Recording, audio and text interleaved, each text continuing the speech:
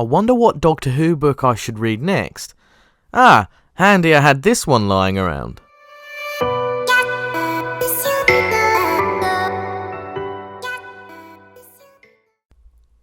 So I decided to pick out another random 10th Doctor book from my ever-growing Doctor Who library and thought this one stood out. Unlike other books in the range, The Many Hands is a relatively dull yet creepy cover, and it seemed to boast a horror-style period story in a fairly rare and unlikely setting. I have to admit, I felt myself being gripped to this novel as much as those zombie hands gripped onto Martha's leg, and I overall thought this book was exciting, well-paced, with interesting characterization and an engaging plot. There are a couple of things that draw the book back for me, especially the weird second half. However, I feel this never outweighed a creepy, sometimes terrifying plot, leaving me wondering how a child would react to this. Let's remember this was also the target audience for this range.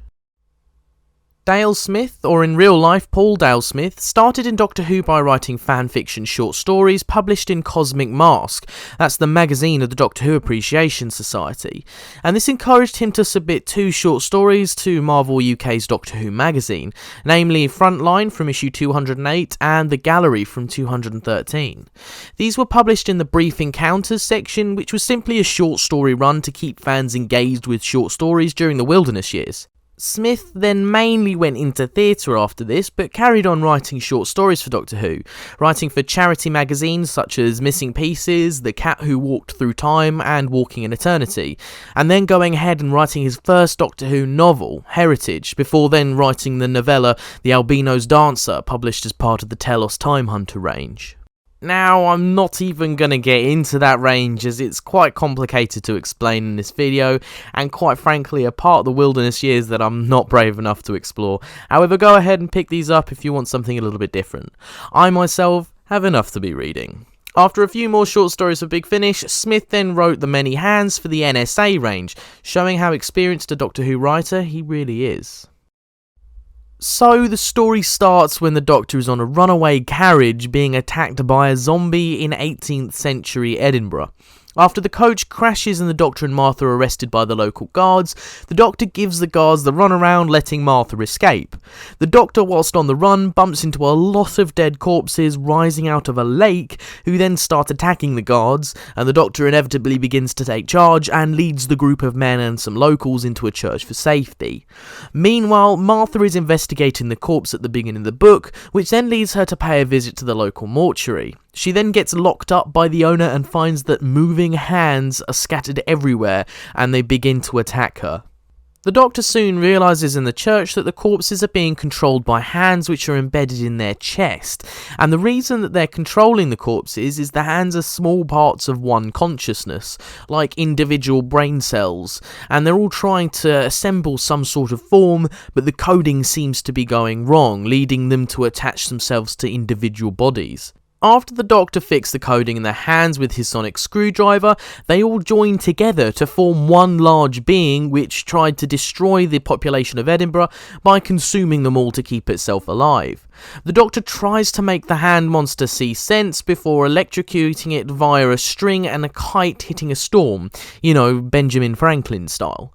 The book ends with Martha and the Doctor visiting Edinburgh in the present day, reflecting on the events of the book.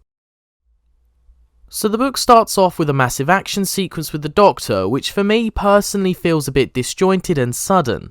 In my personal opinion, I feel the action sequences in this book, however brilliantly thought out and engaging they may be, aren't actually overall written very well, and I struggle to understand what's actually happening during them.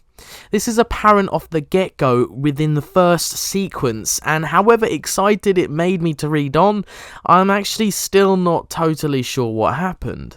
It's kind of unfortunate, as I actually think what Smith was going for with these sequences was a really good idea, but it felt slightly flat to me.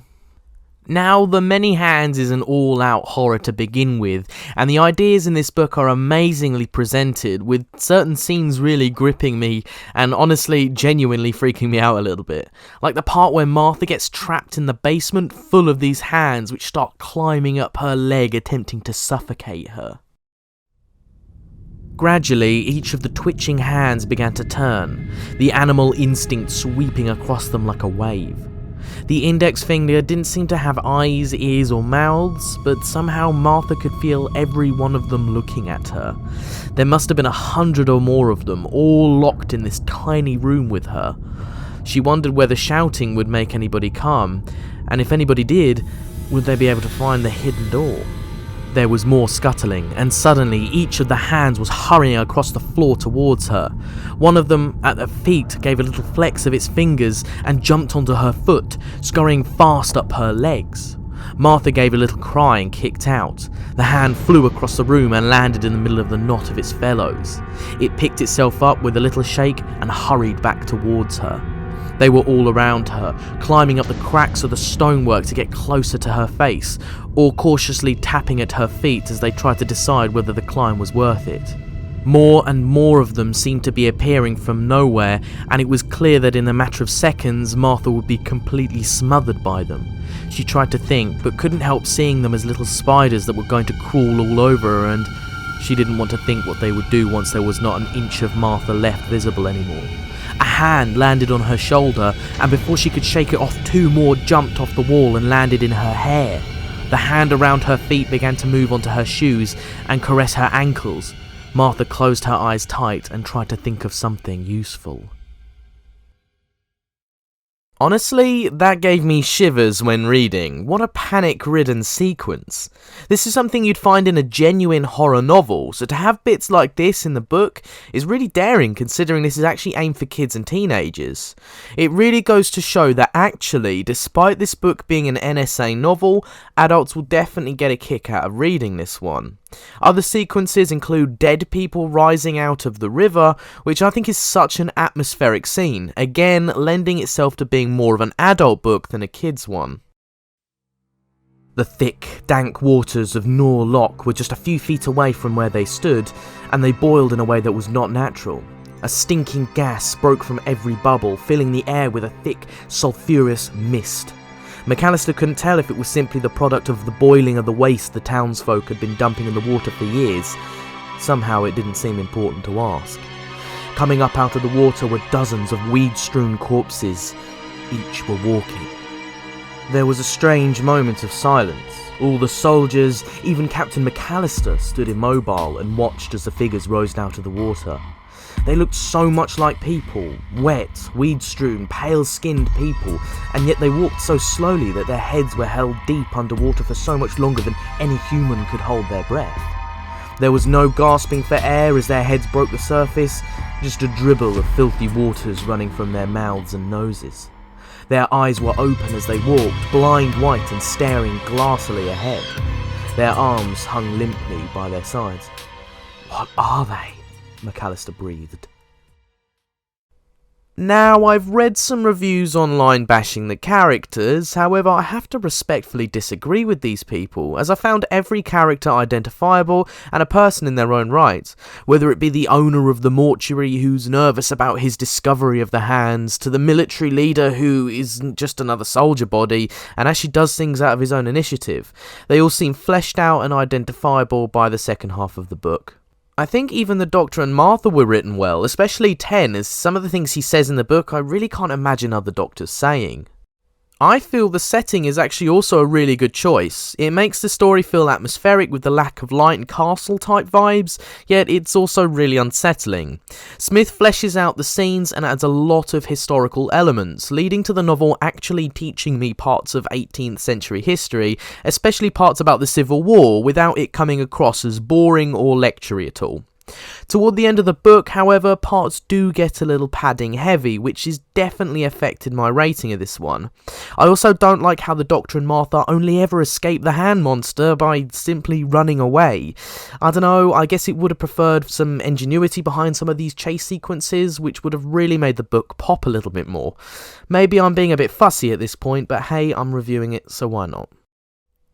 So overall, I really enjoyed The Many Hands. Its creative setting, horror elements, and disturbing sequences carried this unique plot to a satisfying conclusion. It never felt like a chore reading The Many Hands, and I would recommend it. I'm going to give this one an 8 out of 10. It's by no means perfect, but certainly a very strong NSA novel.